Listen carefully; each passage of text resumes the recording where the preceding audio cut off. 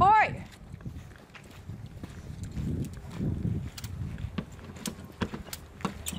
Wat is dit? Ja, we hingen een beetje een stormongelukje. Wat zei je? Nou, we hier achter een heel groot huis gestaan. En, maar de storm is dit hakje helemaal achterover geklapt.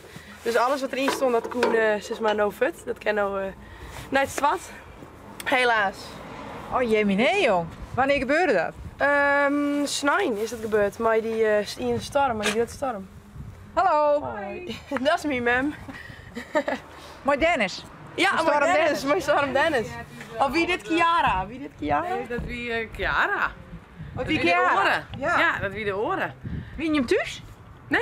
Nee, wij wie een nice mem die wie je. En we kwamen thuis en de stroom weer eruit. En toen bleek dus uw zak in de sleer te liggen. Dus de stroom lag in de sleer. Hier is een dicht gedeelte, zeg maar, waar dan mijn broek zijn vispul stond. En hier is een open gedeelte waar de bank stond. Wie gewoon heel gezellig, heel knus en er hongen allemaal leuke huisjes in. En we hebben hier helemaal mooi aanklaaid en zo, dus ja.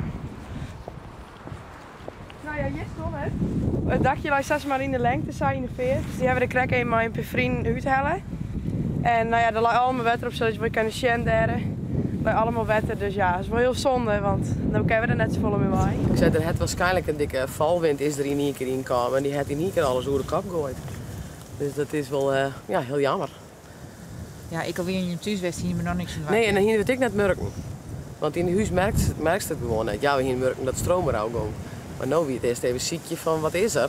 Hebben we ergens water in de stroom of hebben we ja, er wat gebeurd? We hebben eerst een uur aan het ziekje wist voordat we in de gaten gingen dat het hak in de sleer lag.